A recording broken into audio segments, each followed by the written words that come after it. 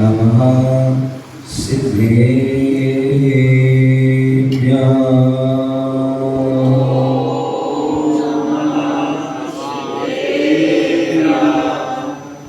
ब्रह्मा वेदान्तो हिमनायकेनो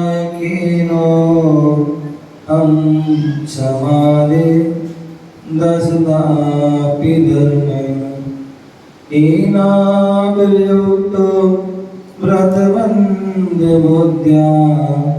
हम शीतलं तीर्थं नमामि तम शीतलं तीर्थकरं नमामि।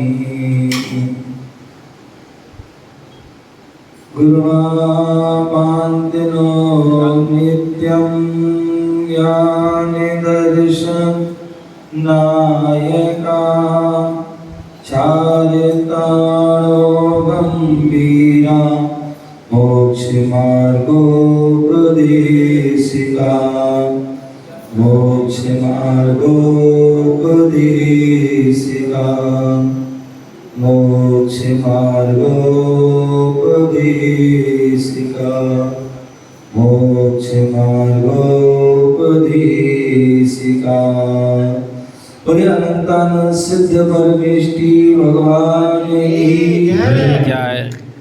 बोले चिंतामणि पारसनाथ भगवान की जय हो। शासन नायक भगवान महावीर स्वामी की जय हो। परम पूज्य आचार्य भगवान गुरुदेव विराट सदगुरु महाराज की जय हो। अहिंसामय विश्व धर्म की जय हो। चिंतामणि शीतलनाथ भगवान की जय हो। संतीर्थराज संवेद शिखर की जय हो। 10 लक्षण महापर्व की जय हो। उत्तम संयम धर्म की जय हो। जय बोले परम पूज्य उपाध्याय शिक्षक विशोक सागरी महाविहार की जयकारा गुरुदेव का।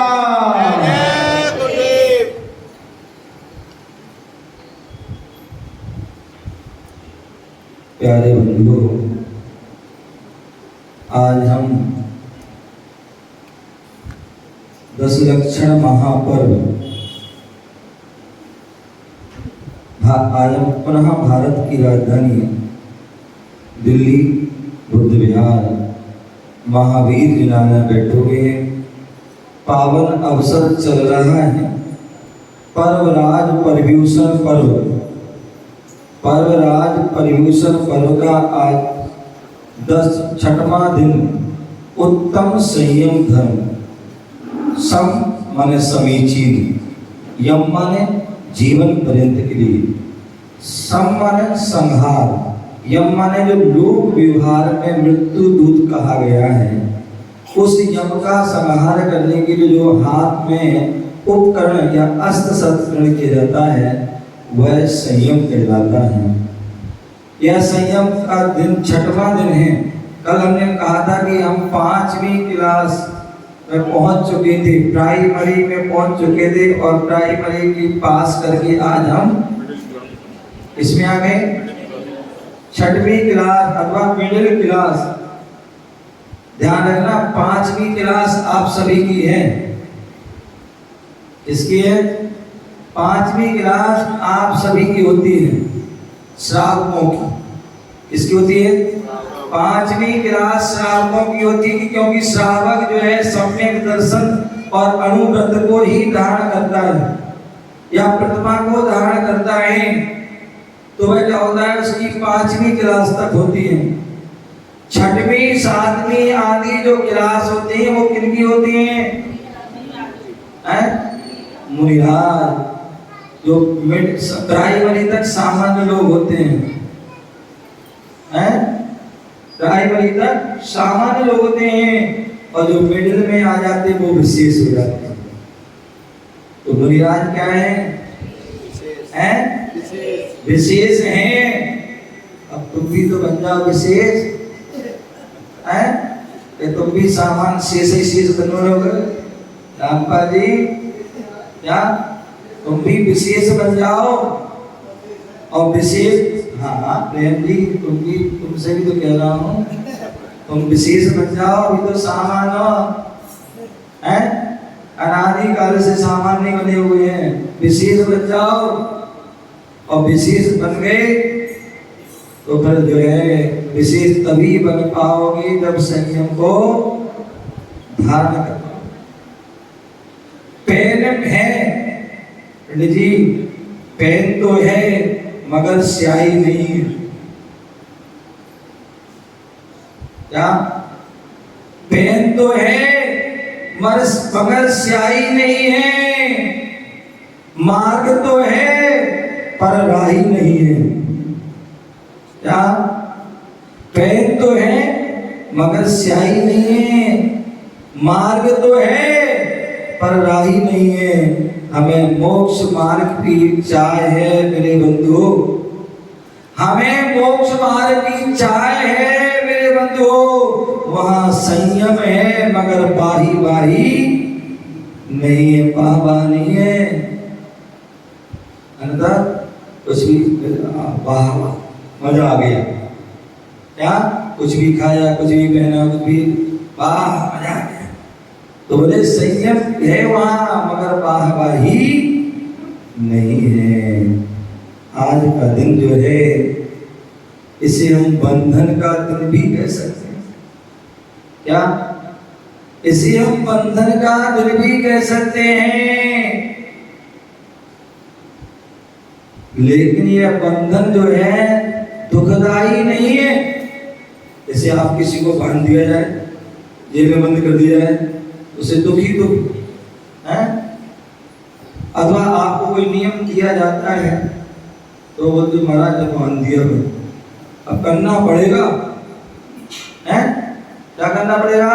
बोले दर्शन करना पड़ेगा, पूजा करना पड़ेगी, अभिषेक करना पड़ेगा, इसका त्याग उसका त्याग करना पड़ेगा। क्योंकि दुखी होता, परेशान शुरू में,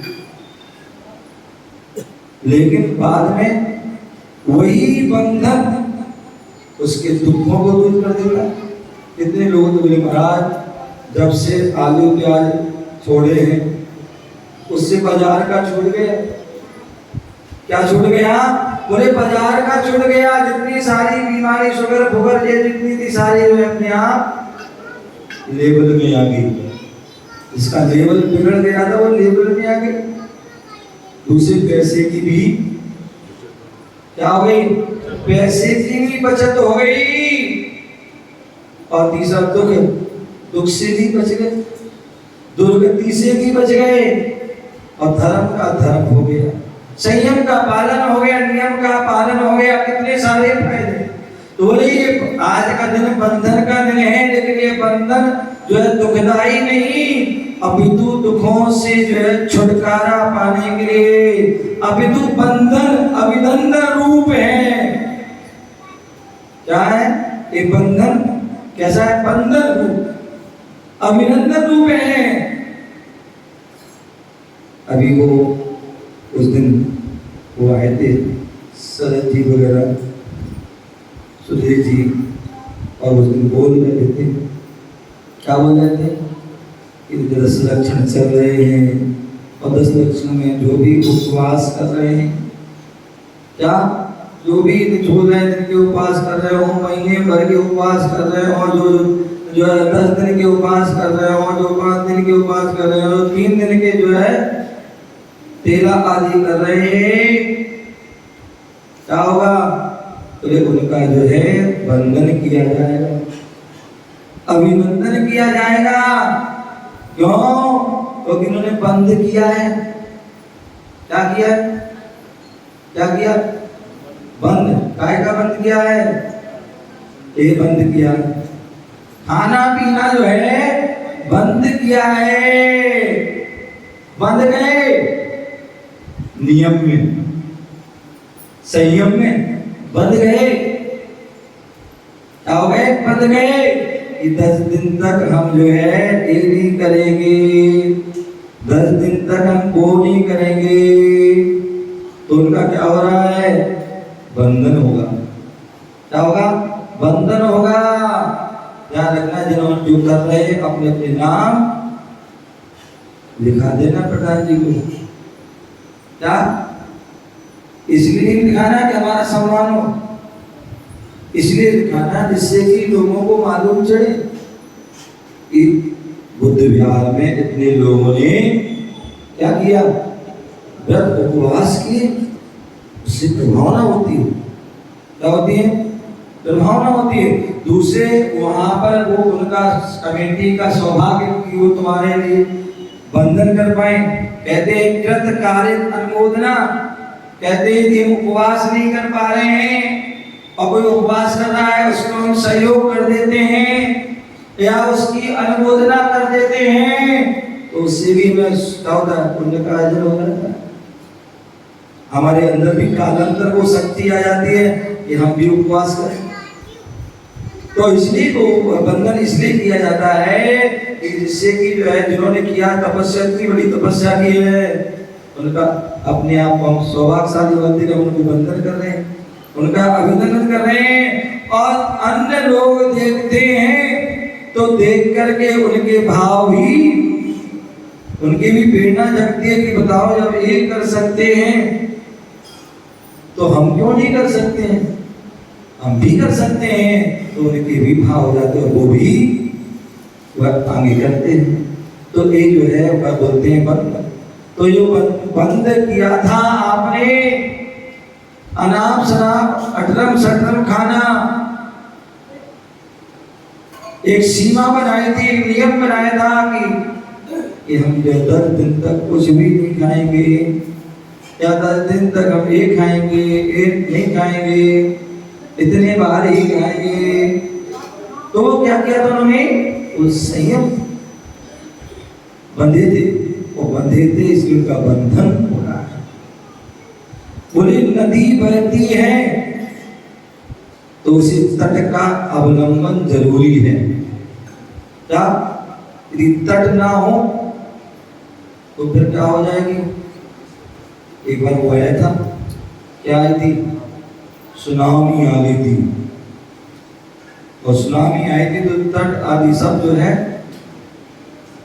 तो बोले जो है यदि नदी बहती तो उसे तट का अवलंबन चाहिए। यदि तट के बिना बहेगी तो अपने लक्ष्य तक नहीं पहुंच पाएगी, यहाँ वहां जाकर के सूख जाएगी। नदी की सुरक्षा और विस्तार के लिए तटों का बंधन अनिवार्य है। क्या है, बंधन अनिवार्य है। संयमित जीवन ही अपने अनंत सुख के लक्ष्य को प्राप्त। थोड़ा सा आपने जो है संयम को धारण किया तो हमें अनंत सुख का लक्ष्य प्राप्त हो जाता है। आचार्य भगवान वीर सिंह स्वामी पुष्पदंत भूतबली धवला पुस्तक में लिखते हैं, संयम यमो वा संयमा, और सम्यक प्रकार से यमन संयमन किया जाता है, वह संयम है।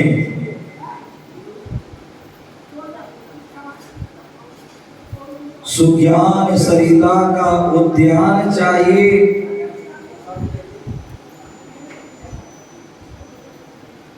सुज्ञान सरिता का उद्यान चाहिए। उद्यान को चारित्र रूपी भूमि चाहिए, और श्रद्धा सुमन खिलते रहे तो त्याग चाहिए। श्रद्धा सुमन खिलते रहे, त्याग चाहिए, और सदा बहार के लिए संयम की बाढ़ चाहिए। सदा बहार के लिए संयम की बाढ़ चाहिए।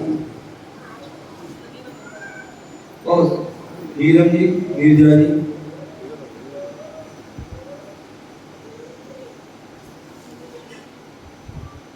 बोले सुज्ञान सरिता का उद्यान चाहिए। वो सरिता जहाँ होती है, नदी होती है, वहां उद्यान भी होता है। तो सुज्ञान सरिता का उद्यान चाहिए। उद्यान को चारित्र रूपी भूमि चाहिए। उद्यान कहां पर होगा, बंजर भूमि में नहीं, ऊसर भूमि में नहीं होगा। अब तो चारित्र जैसे उत्तम होता है, उसी प्रकार भूमि भी उत्तम होना चाहिए। श्रद्धा सुमन खिलते रहे तो त्याग चाहिए। जहां जहां त्याग होगा वहां श्रद्धा होगी, जहां श्रद्धा होगी वहां त्याग होगा। और यदि सदा बाहर चाहते हो, हम चाहते कि सदा सुखी रहें, तो बोले संयम रूपी बाढ़। जैसे खेत होता है, खेत की सुरक्षा कैसे होती है? कुमकुम कैसे होती है? खेत की सुरक्षा जो है बाढ़ से होती है। बाढ़ होगा तो खेत सदा बाहर हरा भरा रहेगा, और यदि बाढ़ नहीं होगी तो उजड़ जाएगा। तो इसलिए संयम, और संयम के लिए आचार्य भगवान ने क्या कहा है? बद समेधि कसायाणाम दंडाणाम इंद्रियाणाम पंचरणम धारण पालय निग्गय चाय जहो संयमो बढ़ियो। बोले 5 महाव्रत को धारण करना। क्योंकि संयम जो है कौन धारण कर सकता है? बोले 4 गति होती हैं, और उन 4 गतियों में केवल एक मनुष्य गति एक ऐसी है जो सकल संयम को धारण कर सकती। सकल संयम। नारकी जीव संयम को धारण नहीं कर सकते। नारकी जीव संयम को धारण नहीं कर सकते हैं। देवता लोग संयम को धारण नहीं कर पाते हैं। त्रियंश जीव जो है वो केवल देश संयम धारण कर सकते हैं, अणुव्रत धारण कर सकते हैं, लेकिन महाव्रत धारण नहीं कर पाते। महाव्रत कौन धारण करता है? बोले महाव्रत जो है, जो मनुष्य है, मनुष्य गति के जीव है, वो ही धारण कर सकते हैं। इसलिए कहा भी गीतिकारों ने, आहार निद्रा भय में धुरम चे सामान्य मितर पशु धर्मो इतिसाम मदिको विशेषो धर्मेण हीना पशु। कितनी सुंदर बात। बोले पशु में और मनुष्य में क्या विशेषता है, क्या अंतर है? पशु में और मनुष्य में क्या अंतर है? बोले सामान्यतः पशु और मनुष्य दोनों एक समान हैं। क्यों? मनुष्य भी भोजन करता है, पशु भी भोजन करते हैं, मनुष्य भी निद्रा लेता है, पशु भी निद्रा लेते हैं।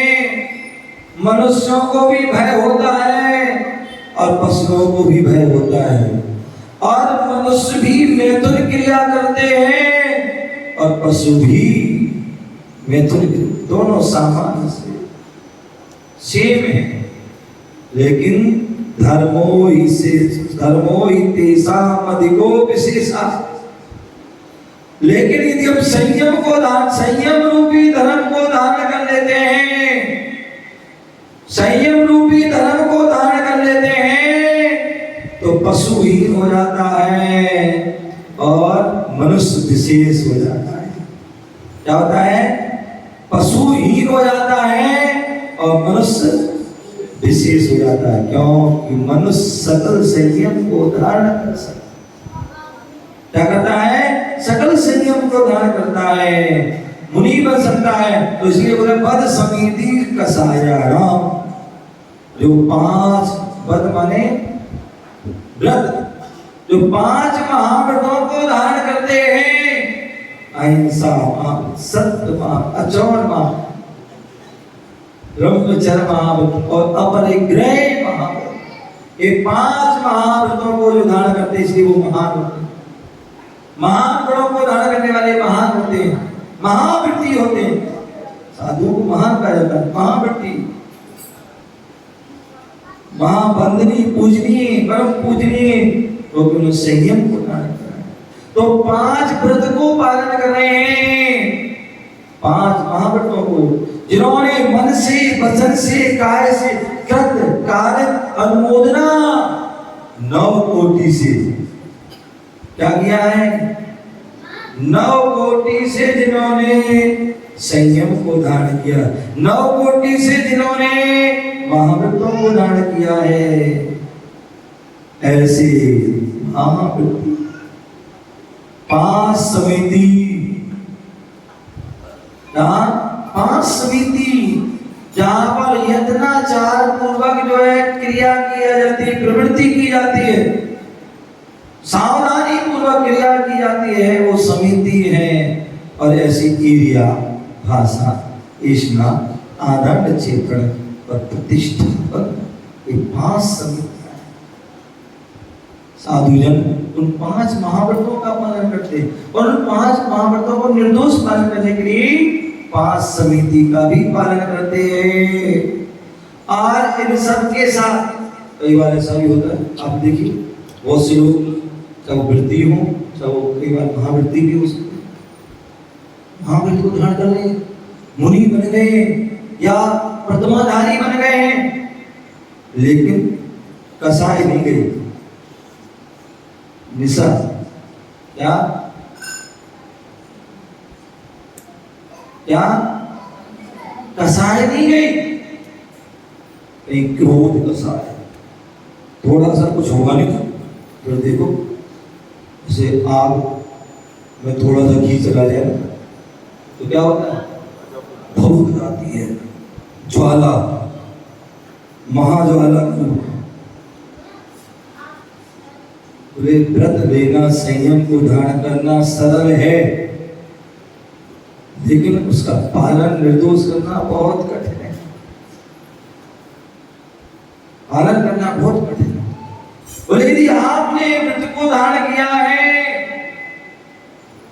तो ध्यान रखना, वृत्ति जो होता है वो उसकी कसाई कितनी रहती है? पप्पू जी कितनी कसाई रहती मालूम? वृत्ति की कसाई कितने समय तक रह सकती है? हैं? जोर से बोलो। हैं? 2 नहीं, वृत्ति की कह रहा हूं मैं। वृत्ति की जो कसाय होती है अधिक से अधिक 15 दिन तक हो सकती है। यदि आप गुस्सा रहोगे ज्यादा से 15 दिन है ना, इससे ज्यादा कसाय नहीं करना, क्षमा मांग लेना। यदि आपने महीनों के लिए हमें कसाय बांध ली, बैर बाबा मैं उनसे बोलूंगा नहीं, उनकी देरी पे जाओ, उनके जो है घर में कोई पानी भी नहीं पीऊंगा, खाना भी नहीं खाऊंगा, कुछ भी नहीं करूंगा, ध्यान रखना फिर आपकी 15 दिन से ज्यादा कसाई हो गई तो समझना आप वृत्ति नहीं हो। क्या 15 दिन से ज्यादा कसाई हो गई आप वृत्ति नहीं, भले आप कहोगे हम वृत्ति है, वृत्ति नहीं है। तो इसलिए कभी भी 15 दिन तो बहुत अपनी करने ही चाहिए, इसको 15 दिन बहुत से सीमा है। 15 दिन से ज्यादा चली गई तो फिर जो है आप वृत्ति नहीं, फिर तो सम्यक दृष्टि रहोगे बस। और सम्यक दृष्टि की भी कसाई कितनी होना चाहिए आप लोग ध्यान रखना है, कितनी कसाई होना चाहिए? बोले अधिक से अधिक 6 महीने के अंदर बस। बोले जी 6 महीने के अंदर, 6 महीने के आगे नहीं जाना, एक क्षण भी, एक सेकंड भी आगे नहीं जाना चाहिए। एक सेकंड भी, एक क्षण भी अगर आगे चले गए तो आप जो है अनंतानुबंधी हो जाओगे, मिथ्या दृष्टि हो जाओगे, अज्ञानी हो जाओगे। तो इसलिए यहाँ बोल रहे हैं कि जो चाहे वो बुनियाद, चाहे कोई ग्रस्त वृत्ति हो, चाहे ग्रस्त हो, उन्हें यदि अपने सम्यक दर्शन को बचाना है तो 6 महीने से ऊपर नहीं ले जाना। यदि व्रतों को बचाना है, प्रतिमा को बचाना है तो 15 दिन से ऊपर नहीं ले जाना। और यदि महाव्रतों को बचाना है तो अंतर्मोह से ज्यादा नहीं ले जाना। क्या अंतर्मोह जानते हो? अंतर्मोह जानते हो अजय जी? नहीं जानते? ध्यान रखना, एक जो है 2 घड़ी का मुहूर्त होता है, 2 घड़ी का एक मुहूर्त होता है। एक घड़ी 24 मिनट की होती है, मतलब 48 मिनट का एक मुहूर्त होता है। क्या होता है? 48 मिनट का एक मुहूर्त होता है, और 48 से कुछ कम वो अंतर मुहूर्त होता है। समझ गए? तो अंतर मुहूर्त से ज्यादा कसाय चली गई तो फिर वो मुनिराज नहीं है। बाहर से नग्न तो होनेगी, लेकिन अंतर से मुनिराज नहीं होंगे। और जब तक अंदर से मुनिराज नहीं होंगे तब तक उनका कल्याण होने वाला भी नहीं। तो इसलिए आप बताए 5 महाव्रत, 5 समिति, 5 महाव्रत का पालन करना है, निर्दोष रूप से 5 समिति का भी पालन करना। इसके साथ साथ 4 कसाय, 4 कसाय का निग्रह करना है। क्या करना है?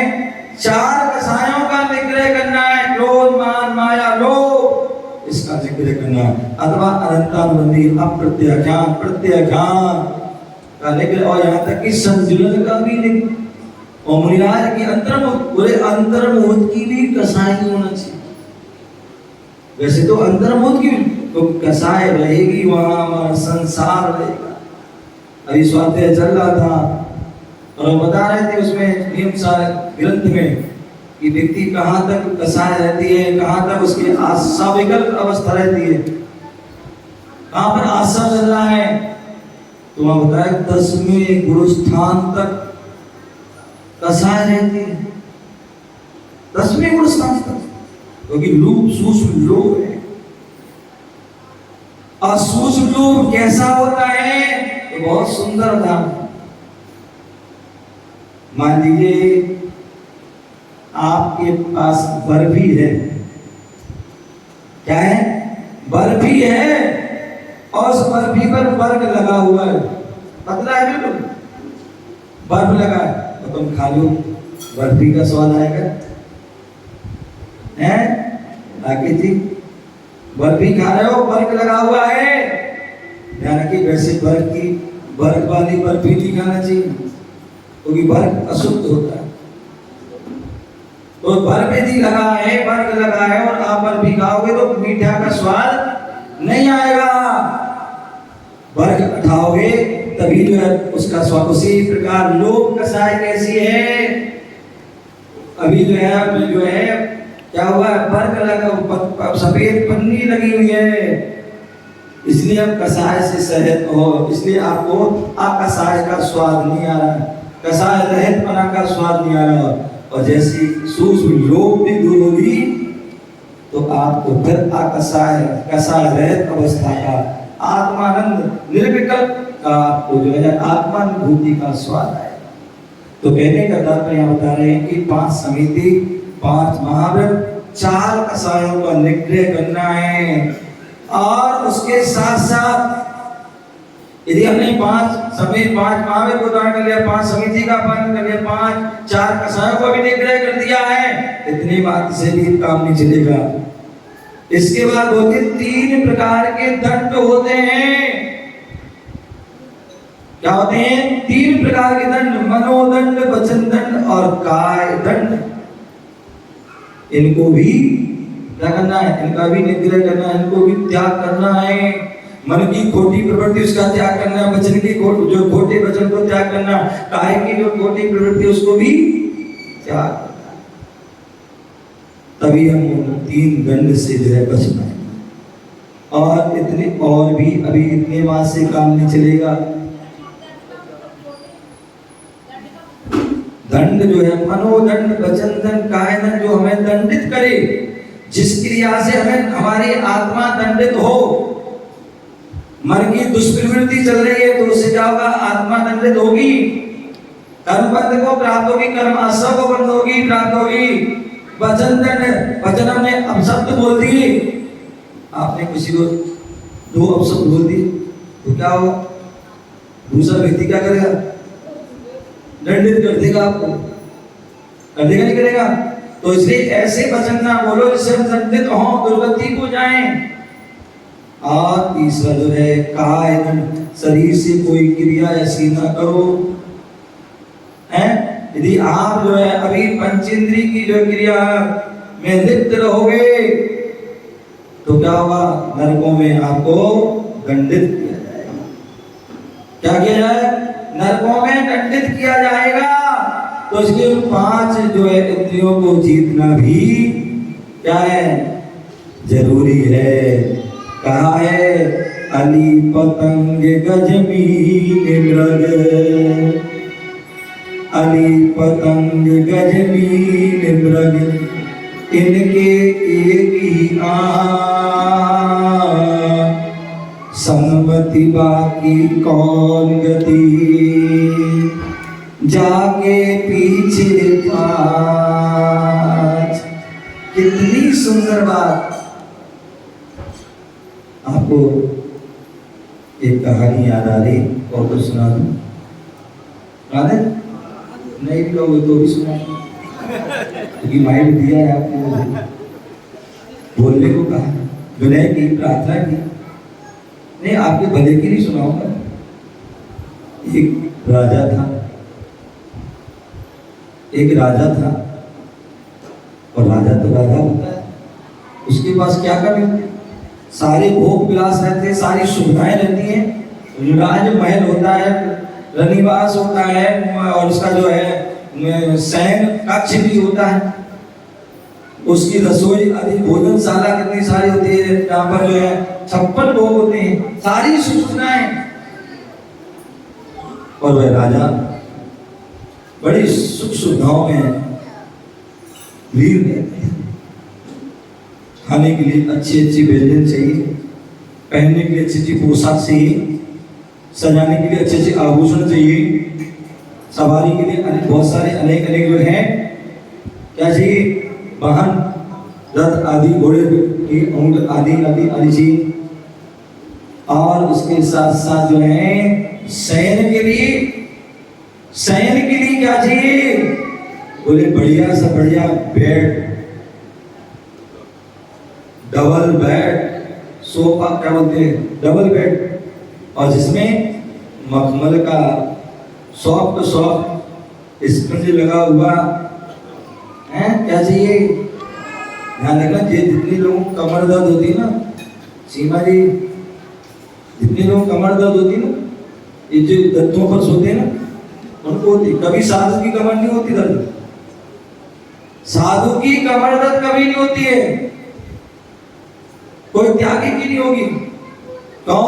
क्योंकि वो ठोस स्थान पर सोता है, या तो जमीन पर सोता है, किस पर, जमीन पर सोता है, ठोस, तो लेपर नहीं होती है, जमीन ठोस होती है, ठोस पर सोता है, अथवा पाटा तखत जो ठोस होता है। अन्यथा पे क्या होते हैं, आप लोग डबल बेड पर सोते, मखमल के गद्दा होते हैं आदि, स्पंज के, अथवा पहले के लोग खटिया पर सोते थे, और जैसे खटिया झुक जाती थी ना, ऐसी कमर झुक जाती, झुकती।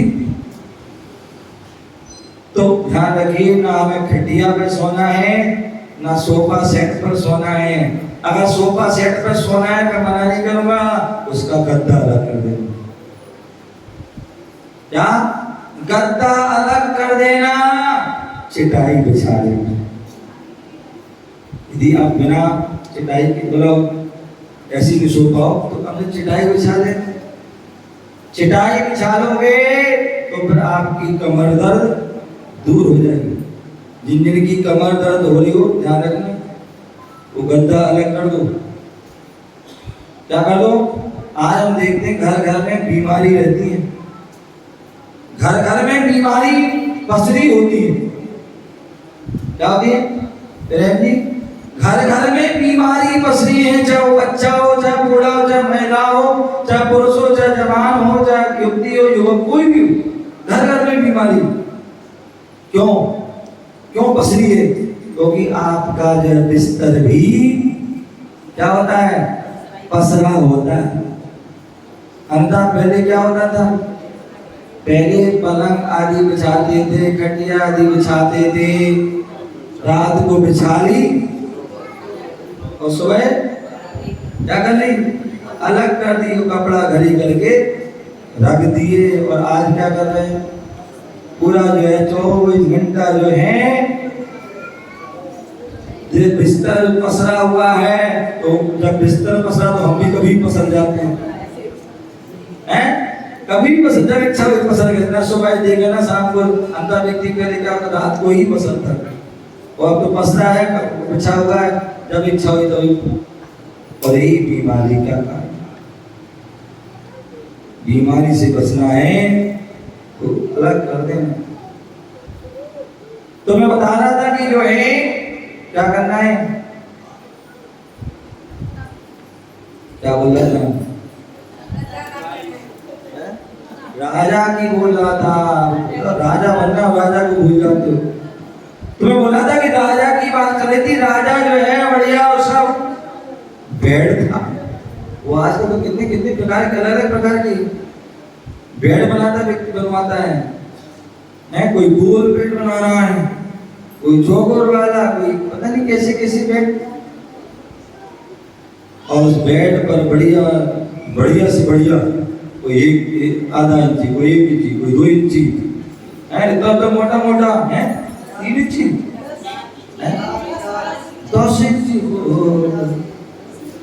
10 इंची के जो है गद्दा बिछा देते हैं। और उसका तो आप लोग 10 इंची बिछा दो, तो राजा था, उसका भी बढ़िया गद्दा बिछा हुआ था, बढ़िया चादर बिछी थी, और बढ़िया बढ़िया उसकी जो है तकिया भी लगी हुई थी। और इतना ही नहीं, उसके ऊपर जो है इत्र से और परफ्यूम और जो है फूल आदि भी प्रतिदिन बिछाए जाते। एक माली का, सेवक का काम था कि वो डेली यही काम करता था कि डेली पलंग उसके कमरे को साफ करना, सफाई करना, बेड आदि जो है उसकी व्यवस्थित करना, फूल आदि उसको बिछाना, सैया कोमल सैया को तैयार करना, डेली उसका काम। और एक दिन क्या हुआ, उसके मन में इच्छा हो गई कि यार राजा इतने दिन डेली जो है इस पर सोता है, क्या मजा आता होगा, क्या आनंद आता होगा, क्या सुख मिलता होगा। एक बार थोड़ा कभी तो देखें, कौन सा राजा भी आ रहा है, राजा तो लेट आता है। राजा महाराज व्यस्त रहते अपनी रानियों में आदि में, बाद में आएंगे 10 12 बजे 1 बजे 2 बजे आएंगे, तब तक थोड़ा पर भी लेट जाओ। और जैसे ही वो लेटा,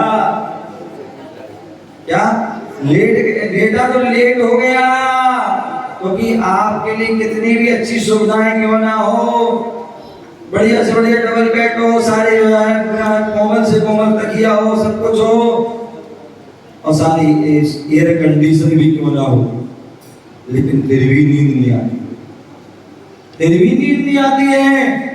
नींद की गोली खाना पड़ती है, किसी को नींद के इंजेक्शन लगवाना पड़ते हैं, और भी कितनी क्या क्या बस, लेकिन फिर भी नींद नहीं आती। बोले आपको नींद के लिए जो है इन सारी वस्तुओं को जो है जरूरत पड़ती है, और उठने के लिए, एक आराम के लिए। लेकिन जो बैरागी लोग होते हैं वो नींद की गोली नहीं खाते हैं, ना उनको नींद के इंजेक्शन लगवाना पड़ते हैं, और ना ही किसी और भी सुविधाओं की आवश्यकता होती है। जो गरीब व्यक्ति होते हैं, किसान होते हैं, मजदूर होते हैं,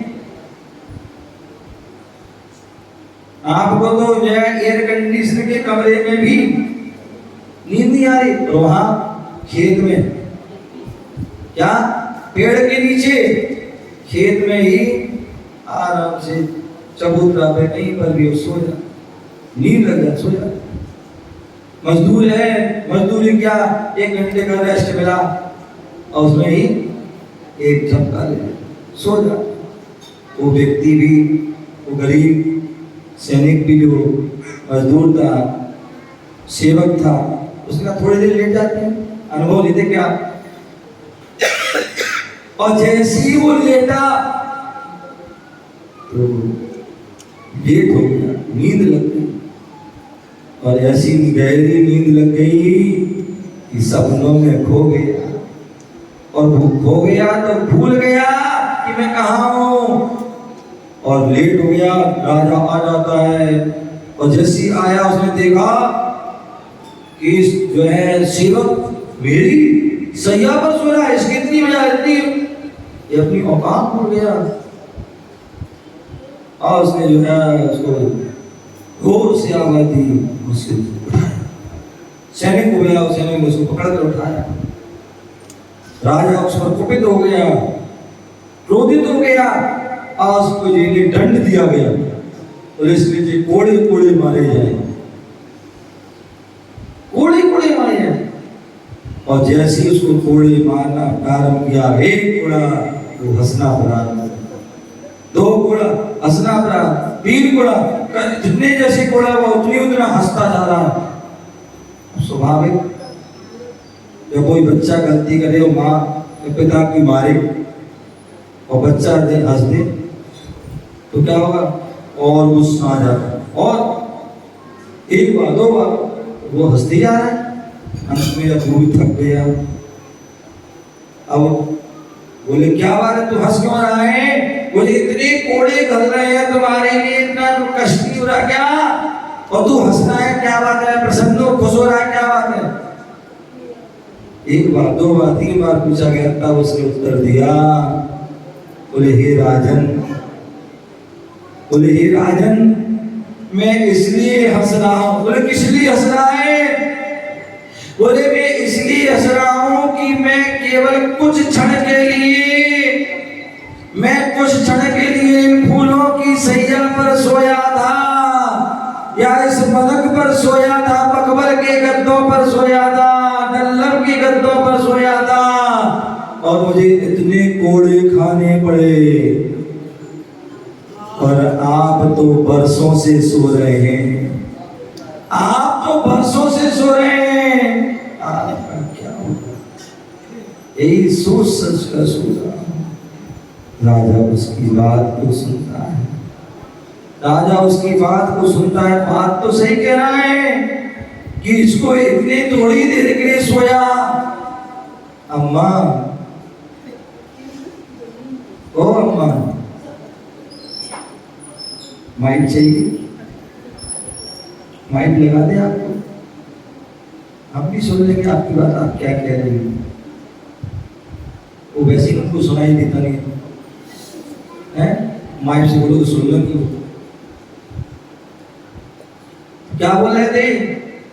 बोले वो राजा, वो व्यक्ति कह रहा है कि मैं इसलिए हंस रहा हूँ, इसलिए हंस रहा हूँ, इसलिए। तो बोले किस लिए हंस रहा है? बोले मैं इसलिए हंस रहा हूँ कि मैं कुछ क्षण के लिए इस बेड पर सोया, फूलों की सैया पर सोया, एक स्पर्श इंद्री का थोड़ा सा स्वाद लेना, रस लेना चाहा, थोड़ा सा उसका जो है आनंद लेना चाहो, तो इतने कोड़े खाने पड़ रहे हैं। तो आप तो बरसों से सोते आ रहे हो, बरसों से क्या करें, हमने तो एक इंद्री का आनंद लिया, आप तो पांचों इंद्री का आनंद ले रहे हो, तो आपका क्या होगा, आपकी क्या दशा होगी, आपको क्या दुख भोगना पड़ेंगे। ये सोच सोच कर तो अली पतंग गजमीन मृग इनके एक ही आँच। बोले हाथी, हाथी केवल एक स्पर्श इंद्री के में आसक्त होने के कारण क्या होता है, वह इतना बलशाली जीव, इतना स्वतंत्र जीव है, लेकिन फिर भी परतंत्र हो जाता है, बंधन में हो जाता है। किसके कारण? स्पर्श इंद्री के कारण। मीन, मछली एक रसना इंद्री के कारण। जो मछली पकड़ने वाले जो होते हैं, मछुआरे होते हैं, वो क्या करते हैं, जाल बिछाते हैं, और जाल में क्या करते हैं, थोड़ा सा आटा लगाते हैं, थोड़ा ये छोटा सा केंचुआ आदि लगा देते हैं और डाल देते हैं, और मछली क्या करती है, उस रसना इंद्री में आसक्त होके जो है उस आटे को खाने के लिए, उस कैंचियों को खाने के लिए वो आती हैं, और जैसे ही वो आती है तो उस जाल में क्या होता है, कांटा लगा होता है, और जैसे ही वो आती है तो वो उसको खींच देता है और उसमें वो फंस जाती है, तो वह प्राण गवा देती, कष्ट को भोगना, प्राण गवा देती। एक अभी मन भौरा, जो घ्राण इंद्री में आसक्त हुआ, क्या हुआ, घ्राण इंद्री में भौरा आसक्त हुआ, क्या हुआ, आदित्य घोड़ा आसक्त हुआ। क्या हुआ? घोड़ा आसक्त हुआ। तो क्या हुआ? इस पराग लेने के लिए फूल पर बैठता है, हैं? फूल पर बैठता है और फूल क्या होता है, उस पराग लेने में इतना मस्त हो जाता है, इतना व्यस्त हो जाता है कि उसे पता ही नहीं पड़ता कब सूर्यास्त हो गया, कब फूल बंद हो गया, और उसमें ही क्या होता है, फंस जाता है। चाहे तो भोले में इतनी ताकत है कि वह फूल को काट दे, खंडित तोड़ दे, लेकिन वह खंडित नहीं करता और उसमें ही फंस जाता है, उसमें ही मार दबा देता।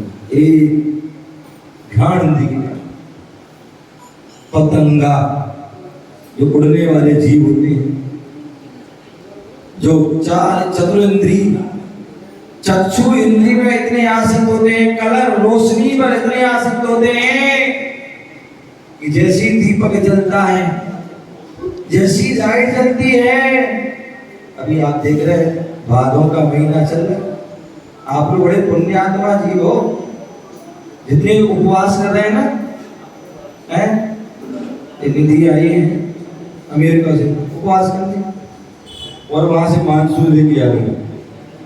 10 दिन से लगा, जब से भादों लगाया पानी पानी डेली गिर रहा है, जिससे कि उपवास में कोई परेशानी ना हो।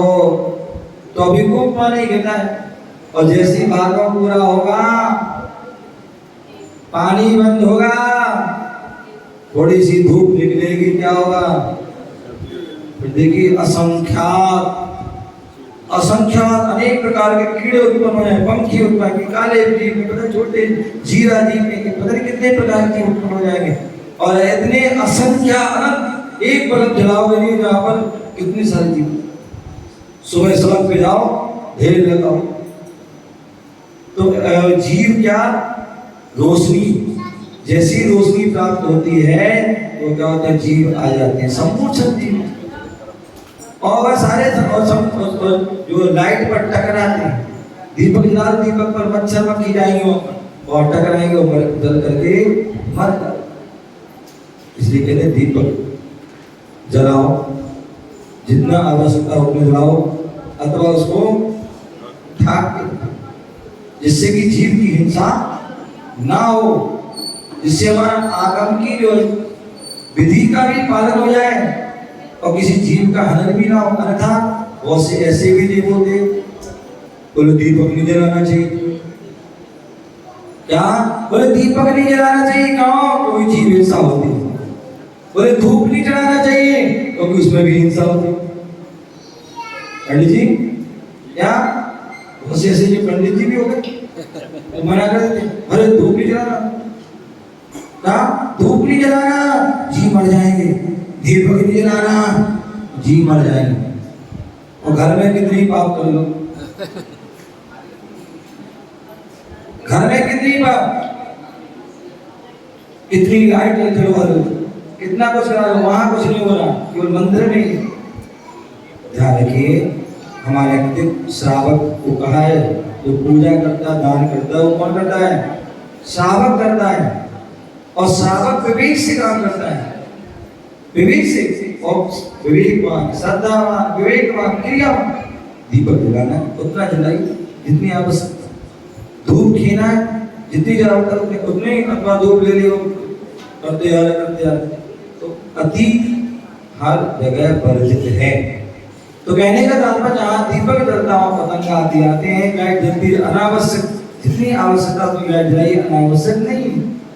जीव आते हैं और मृत्यु को, तो पतंगा जो है चक्षु, और क्या है, मृग, मृग माने हिरण, सर्प आदि, ये जो है कर्ण इंद्री में प्रसिद्ध हुए। उन्हें जो है ध्वनि अच्छी लगती है, क्या होती है, ध्वनि अच्छी लगती है। जैसे ही जो है सर्प के लिए बीन बजाई जाती है, अनवरत बीन बजाई जाती है, और वो सर्प जो है इतना आसक्त हो जाता है कि उसमें लीन होकर के जो शिकारी के जब उसमें सपेरे के उसमें फंस जाता है। हिरन जो है इतना स्वतंत्र जानवर है, इतना फुर्तीला कोई हर कोई नहीं पकड़ सकता। लेकिन जैसे ही बात रिंद बजते हैं, कंटिन्यू बजते हैं, तो वो आकर के उसमें मस्त हो जाता है, लीन हो जाता है, आसक्त हो जाता है और उसी समय पकड़ आता है। तो बोले जब जो है हाथी जो है, मछली, मोहरा, पतंगा और मृग, ये जो इनकी एक एक जो है इंद्री थी, एक एक इंद्रियों में आसक्त हुए थे, तो उनको इतना कष्ट भोगना पड़ा। तो हम तो पंचेंद्रिय हैं। क्या है? हम तो पंचेंद्रिय हैं, और यदि हम पंचेंद्रियों में आसक्त रहेंगे तो हमारा क्या होगा? हमें कहाँ जाएंगे? कितने कष्ट, कितने दुख भोगना पड़ेंगे। तो इसलिए जो है हमारे लिए संयम की आवश्यकता है। आज का दिन वह संयम बतलाता है। संयम जहाँ होगा वहीं पर जो है आपकी सुरक्षा है। तो यहाँ बता रहे थे 5 इंद्रियों को जीतना, ये जो है संयम। और ये सब कौन करता है? तो मुनिराज, मुनिराज करते हैं। और मुनिराज संयमी होते हैं। संयमी जो संयम जो है 2 प्रकार से कहा गया, एक प्राणी संयम और एक इंद्रिय संयम। एक प्राणी संयम और एक इंद्रिय संयम। बोले प्राणी संयम जो षट काय के जीव होते हैं, 5 स्थावर, पृथ्वी कायक, जल कायक, अग्नि कायक, वायु कायक, वनस्पति, ये 5 का जिनके स्थावर नाम कर्म का होता है उनको स्थावर पर्याय मिलती है। जिनको एक इंद्रिय नाम कर्म होता है उनको ही स्थावर पर्याय मिलती है। ऐसे 5 स्थावरों की रक्षा करना। अब पृथ्वी बैठे हुए जमीन को खोद रहे हो, अनावश्यक, कोई आवश्यक, बैठे बैठे खोदे रहे हो, ये क्या है? आप उसकी अनावश्यक जीव हिंसा। जल काय अनावश्यक जल को वेस्ट कर रहे हैं। आगे जी, आप जो है नहाना चाहते हैं, चाहे तो आप जो है आधी बाल्टी से नहा सकते, लेकिन आपने क्या किया है? घंटों घंटों नल खोल लिया, फुब्बारा चला लिया, अथवा वो क्या होता है टप है, बात टप, हाँ, और उसमें जो है नहा रहे, कितना पानी उसमें वेस्ट हो जाए। घंटों घंटों नहा रहे हैं। ध्यान रखना, स्नान ही करना, अपने शरीर को स्वच्छ रखना है तो थोड़े से पानी से धो सकता है। साधु जन क्या करते हैं? कमंडल के थोड़े से पानी से अपने हाथ धो देते हैं और काम हो जाता है। और यहाँ तुम टनों पानी जो है वेस्ट कर देते हो। तो बोले भैया पृथ्वी का जीवों की भी रक्षा करना, जल का की रक्षा, अग्नि, वायु, वनस्पति सबकी रक्षा करना है, अनावश्यक कोई प्रयोग नहीं करना है। और दूसरे जो है 5 स्थावर, एक तरस, 2 इंद्री, 3 इंद्री, 4 इंद्री, 5 इंद्री, उनकी भी यथायोग हमें रक्षा, अनावश्यक उनका भी हनन नहीं करना है। और 5 इंद्रिय और मन को बस में करना है। जब हम व्रतों को धारण करेंगे, संयम को धारण करेंगे, तो स्पर्श रसना, घ्राण, चक्षु, कर्ण, इस 5 इंद्रिय बस में हो जाएंगे। और 5 इंद्रियों के साथ साथ कई बार क्या होता है, हमने आंख बंद कर ली, कान बंद कर लिए, मुंह बंद कर लिया, नाक बंद कर ली, और आपने हाथ पैर भी जो है रोक लिया, लेकिन फिर भी हमारे अंदर इंद्रियों का विषय चलते रहे। क्यों? क्योंकि जो आपने जो मेन कंट्रोल था, जो मेन पावर था, जो मेन स्विच था, वो तो बंद की नहीं। क्या मेन स्विच नहीं करोगे मतलब फिर भी तार में लाइट तो रहेगी, और मेन स्विच बंद कर दो तो वहीं से लाइट कट जाएगी। तो उसी प्रकार जो हमारा मेन स्विच है वो क्या है? मन है। उस मन पर हमें कंट्रोल करना है, नियंत्रण करना, अपने इंद्रियों पर नियंत्रण करना जरूरी है। बोले जैसे घोड़ा होता है, घोड़े पर लगाम होना जरूरी है। यदि घोड़े पर लगाम नहीं होगी तो कहीं भी तुम्हें पटक देगा। हाथी पर जो है, हाथी पर सवार होना तो अंकुश हाथ में होना चाहिए। अंकुश नहीं होगा तो वो हाथी भी कभी भी जो है विकराल रूप धारण कर लेगा। ऊंट होता है, ऊंट की नुकील होती है, नकील होती है, वो नकील नहीं होगी तो जो है वह भी बेकाबू हो जाता है। और यदि साइकिल है, गाड़ी है, ट्रेन है, प्लेन है, उसमें ब्रेक ना हो, क्या ना हो, ब्रेक ना हो, तो वह जो है कहीं पर भी दुर्घटनाग्रस्त हो सकती है। उसी प्रकार जीवन में भी संयम रूपी ब्रेक की आवश्यकता होती है। कार में यदि ब्रेक नहीं है तो बेकार हो जाएगी, और जीवन में यदि ब्रेक नहीं है तो जीवन भी बेकार हो जाएगा। प्यारे बंधु, कहने को तो बहुत कुछ है, हमें भी संयम को धारण करना है। तो कहोगे महाराज आप ही संयम, तो इसलिए संयम को धारण करते हुए हमें अपने जीवन में उस संयम को धारण करना है। क्यों धारण करना, किस लिए करना है? संयम जो अपनाता है, संयम जो अपनाता है, भव सागर तिर जाता है। संयम जो अपनाता है, भव सागर तिर जाता है। आत्मज्ञान बिन संयम भी भव भव में भटकाता है। आत्मज्ञान बिन संयम भी भव भव में भटकाता है। संयम मानव को, संयम मानव का श्रृंगार का है। जीवन में पानी पीओ तब मिल जाएंगे। जीवन में पानी पीओ तब मिल जाएंगे। होनी है होनी, हो होनी है होनी, कब क्या घट जाए रे। जीवन में पानी पीओ तब मिल जाएंगे। जीवन